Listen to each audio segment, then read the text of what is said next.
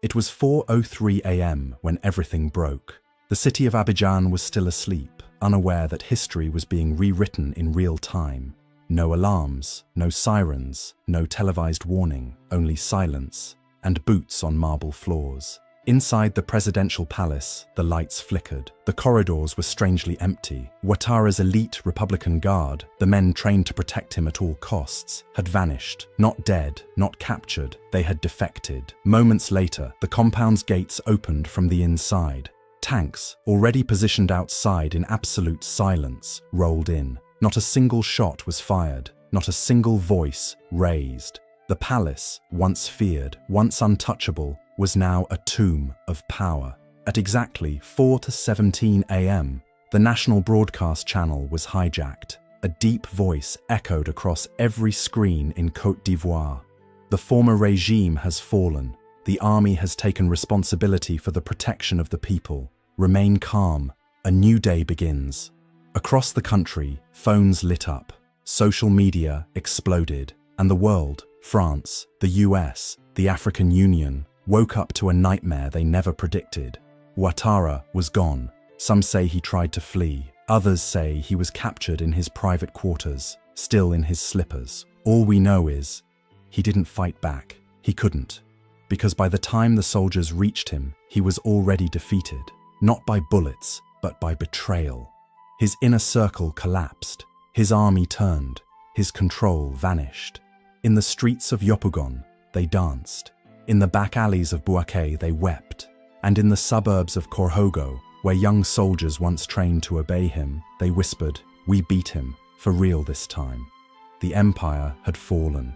And it wasn't because of rebels, or mercenaries, or foreigners. It fell because the people inside its walls stopped believing in it. Before the fall, there were whispers. Before the betrayal, there was anger. And before the coup, there was a man who refused to leave. Alassane Dramane Ouattara, once hailed as a reformer, had long since become something else, a shadow that refused to move. After 2 terms, the constitution said it was time to go, but he rewrote the law, reinterpreted the rules, repackaged his presidency like a third-season rerun. "I am not starting a 3rd term," he said with a smile. "This is my first under the new constitution." The people weren't laughing. Elections were marred with violence. Protesters were beaten. Opposition figures were jailed or exiled. And yet, the West applauded. Paris shook his hand. Washington sent congratulations. Because for them, Ouattara meant stability, even if that stability came soaked in fear. But for the people, it was a slow suffocation. From Abobo to Ganyoa, the youth cried out, "We want jobs, not bullets." From professors to market women, the message was clear. We voted, you stole. But nothing changed. The economy grew, but only for the elite. The army expanded, but only for regime protection. And when COVID hit, and food prices soared, and corruption spiraled, the man in the palace didn't blink. Because Ouattara didn't govern anymore. He ruled, and he ruled like a man who had no fear of consequences. Why would he? He had France, ECOWAS, and a fragmented opposition that couldn't unite long enough to light a candle. But what he didn't count on, what no tyrant ever does, was the anger inside his own barracks. The very soldiers who saluted him each morning were the same ones burying cousins, neighbors, and friends, victims of police violence, state greed, and hunger. And slowly, something began to crack. One lieutenant reportedly said, "He feeds the West, but we're starving. We don't protect presidents, we protect the people." The seeds of resistance were planted, and by the time the palace noticed, it was already too late. Not all revolutions begin in the streets. Some begin in silence, in the minds of soldiers. In the heart of Côte d'Ivoire's military, the mood had shifted long before the first tank rolled into Abidjan. It wasn't one man, it wasn't one order. It was a collective awakening, slow, secret, dangerous. In the mess halls of Bouaké, young officers whispered about unpaid wages, rusted gear, and friends dying in senseless patrols. In the barracks of Korhogo, some began removing Ouattara's portrait from the walls when no one was watching. One colonel noticed his soldiers stopped saluting the national anthem. When asked why, a private replied, "I can't salute a flag that only protects one man." There was no central leader, no rebellion, just a growing network of disillusioned patriots. Men and women who had worn their uniforms with pride, until pride became pain. And then, something changed. A message, short, untraceable, began circulating through military WhatsApp groups, voice to voice, never written twice. Burkina stood, Niger followed. When will Côte d'Ivoire wake up? At first, it was dismissed as AES propaganda, but then soldiers started replying, not with words, but with silence, with nods, with side eyes, with hands resting a little too long on their rifles. In the shadows, Captain Bakayoko emerged as a symbol, a quiet man, disciplined, respected. He had served under Ouattara for years. But when his younger brother was shot during a protest in Daloa, he stopped smiling. He didn't speak of politics, he didn't yell, he just began listening. And as the weeks passed, Bakayoko began to organize late-night security reviews, meetings that, in reality, were strategy sessions with sympathetic officers across the country. Each meeting ended with the same question: if the signal comes, will you stand up? And by the third week of April, almost every hand went up. They weren't rebels, they were the Republic, waiting to reclaim itself. And when the signal came, they didn't hesitate. At first, it sounded like static, a faint crackle, barely audible through the army radios used by Ivorian patrol units. It wasn't scheduled, not logged, and not from any known frequency, just white noise. And then came the voice, low, calm, fierce. Brothers in uniform, your oath was to the people, not to one man. The signal had no signature, no origin, but the voice was unmistakable. Captain Ibrahim Traoré, broadcasting from somewhere deep in Ouagadougou across a scrambled AES satellite channel, bouncing through hidden nodes and landing right inside the ears of Ivorian soldiers across Abidjan, Bouaké, and Man. You are not traitors, you are guardians. When the people cry, you must listen. When the palace deafens itself, you must act. This is not rebellion, this is return. It wasn't long, no more than 3 minutes. But for many in the Ivorian armed forces, it was the moment everything changed. They had heard speeches before, from Ouattara, from France, from ECOWAS, but never from someone who spoke like them, a soldier, a son of Africa, a man who had done what they had only dreamed of doing. In a camp near Yamoussoukro, a young sergeant rewound the audio 3 times. Then he whispered, "He's not asking us to fight, he's asking us to choose." In barracks across the country, soldiers gathered in quiet rooms, headphones shared, volume low, hearts pounding. They didn't speak afterward. They didn't need to. Traoré's words weren't an order, they were permission, a reminder that their duty wasn't to protect power, but to protect justice. And somewhere deep in the palace, someone loyal to Ouattara picked up the same signal and panicked because they knew what that voice meant. It meant that this wasn't just a coup waiting to happen. It was a continent waking up, one soldier at a time. And when the next order came from the presidential command, some didn't respond. Others answered to Traoré. It started without warning, but to those who had waited, it came right on time. April 29th, 3:47 a.m., a blackout hit central Abidjan. Power cut, communications jammed, mobile networks dropped to 0 bars. The entire capital silent, but inside the presidential palace, the lights were still on. Ouattara was asleep. His guards were at their posts, but something felt off. The gate rotations were too quiet. Radio check-ins stopped. Then came the first clue. Gate 3 was open, and no one had opened it. At 3:52 a.m., surveillance feeds went dark. At 3:55, the compound's backup power failed. Moments later, the sound of boots echoed through the marble halls, not in panic, but in rhythm. Inside the palace, the remaining loyalists braced themselves. Orders were shouted, weapons raised, but the ones approaching, they weren't strangers, they were their own men. The Republican Guard, once loyal to the regime, had flipped. Quietly, without warning, without resistance. They marched straight into the president's residence, and no one stopped them. Across Abidjan, key intersections were blocked by tanks. The airport was seized. The national TV station was under military control before sunrise. No shots, no explosions, only calm, coordinated force. And at 4:03 a.m., the radio crackled alive. The government of Alassane Ouattara has been dissolved. The army has assumed transitional control. Remain calm. Côte d'Ivoire is free. The words were met with stunned silence, then disbelief, then celebration. In Yopougon, young men danced barefoot in the street, crying. In Bouaké, women banged pots in joy. In Korhogo, soldiers fired into the air, not in war, but in victory.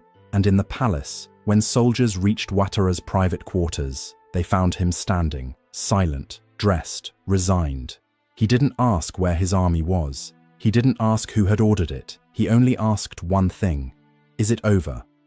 A young lieutenant looked him in the eye and replied, "It was over the moment we stopped fearing you." And with that, they beat Ouattara, not with bullets, but with bravery, not with rage, but with purpose. The empire had fallen, from the inside out. By the time the gunfire stopped, Ouattara was already cornered. He had tried, in those final moments, to reach for the escape protocol, the private airstrip, the armored convoy, the last loyal pilot, but the protocol was broken from within. At 4:13 a.m., his convoy was prepped behind the presidential gardens. 3 bulletproof SUVs, blacked-out windows, diplomatic plates. His inner circle, 4 men, 2 briefcases, and a trembling driver, waited for the final signal. But it never came. Because as the lead vehicle rolled toward the south gate, it stopped, not by a blockade, not by gunfire, but by a man in uniform, Captain Bakayoko, standing calmly in front of the road with his rifle lowered. He didn't speak. He didn't raise his voice. He simply stepped forward and placed his palm on the hood of the president's vehicle. Inside, Ouattara froze. He rolled down the window slowly, disbelief in his eyes. "What are you doing?" he asked. Bakayoko stared back and replied, "Ending it." The soldiers around the convoy didn't move to defend the president. They opened the doors. No gunfight, no struggle, just silence. Ouattara, a man once surrounded by an empire of bodyguards and advisors, walked out of the vehicle alone. He adjusted his jacket. He tried to speak, but couldn't. Instead, he looked around. All the faces staring back at him were Ivorian. Not rebels, not mercenaries, his own men, and none of them saluted. From the final walk. They walked him back through the very halls he had ruled, past portraits he once posed for, past guards who used to bow.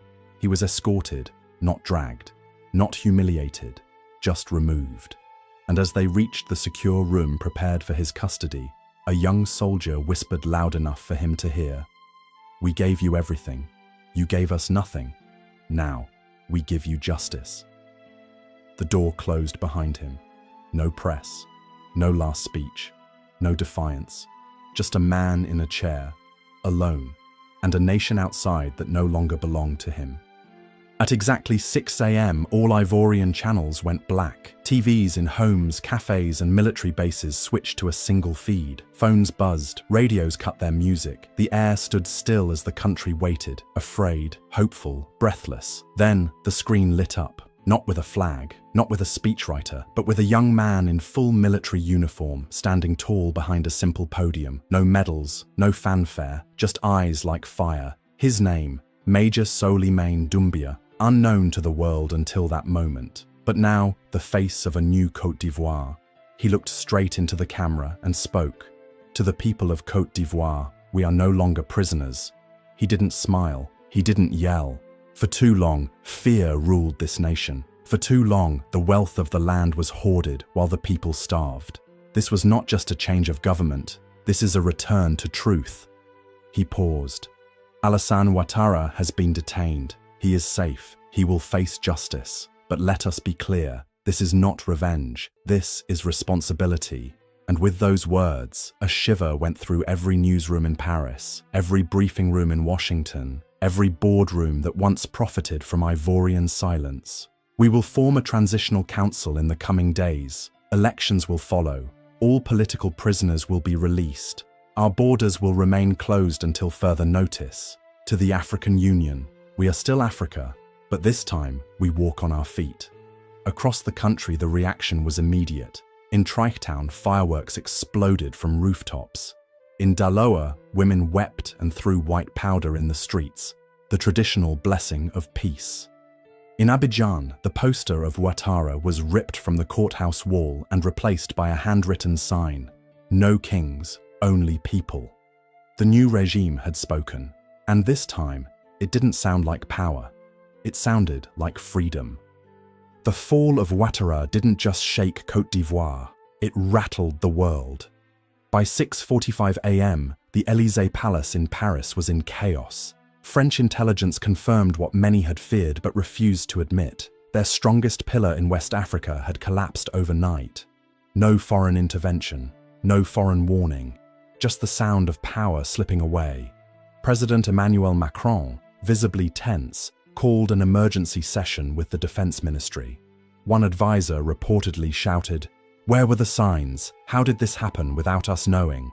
But someone else in the room said what they all feared. The signs were there, we just didn't want to believe they could do it without us. In Washington, the reaction was colder. The State Department issued a vague statement. "We urge calm and respect for constitutional order." But behind closed doors, US officials scrambled to assess what this meant for AFRICOM operations, French troop stability, and the security of their own investments in Ivorian ports and digital infrastructure. One Pentagon officer said bluntly, "If they can take out Ouattara this cleanly, no one's safe." At ECOWAS headquarters, confusion reigned. Some leaders, like Nigeria and Ghana, pushed for sanctions, calling the coup unacceptable. But others, especially in the AES bloc, Burkina Faso, Mali, Niger, said nothing, and their silence was deafening. In a leaked WhatsApp message between two ECOWAS ambassadors, one wrote, "How can we condemn what our own soldiers want to do?" Even inside Senegal, military forums lit up with coded praise. In Togo, pro-democracy youth groups began organizing, and in Cameroon, opposition voices posted only 3 words: "Ivory Coast did it." Meanwhile, in Moscow, Putin reportedly smiled when informed by his foreign advisor. Interesting, one more domino.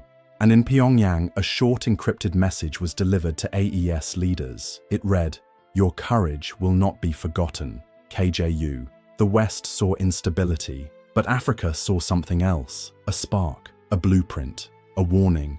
The panic wasn't about Côte d'Ivoire falling, it was about the next one rising. By sunrise, Abidjan had become unrecognizable. Gone were the convoys, the checkpoints, the black SUVs that used to speed down the boulevards with tinted windows and bulletproof arrogance. Gone was the silence that hung over neighborhoods like a curse.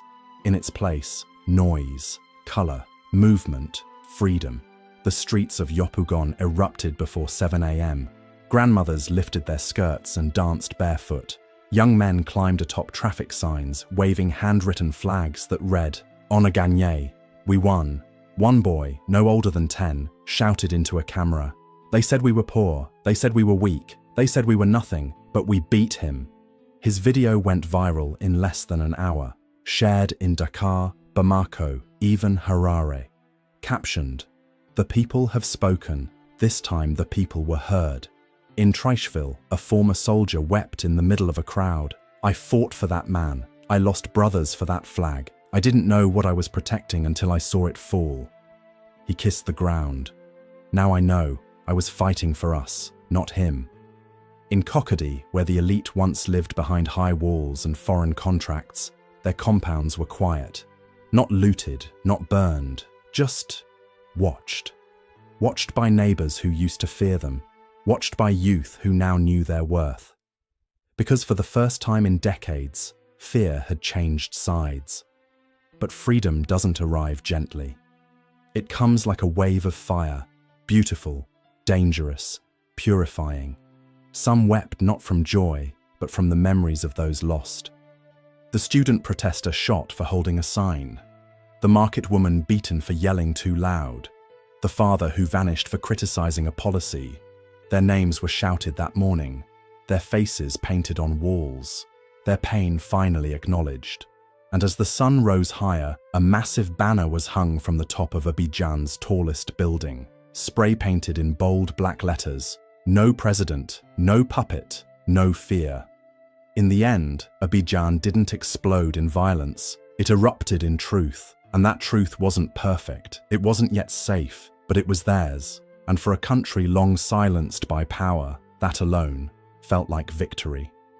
It didn't end in Abidjan because revolutions never stay in one place. By midday, the coup in Côte d'Ivoire had already crossed borders without visas, through WhatsApp voice notes, TikToks, Telegram groups, and burner phone calls between soldiers. From Ziguinchor to Zinda, the message was clear: they beat him. In Dakar, Senegalese youth marched without permission, chanting, "Ouattara est tombé, Macky tombera." Ouattara has fallen, Macky will fall too. Police stood back, unsure if they had orders to stop it or join it. In Cameroon, a shocking leak from the Presidential Guard revealed internal debate over non-intervention, as senior officers feared.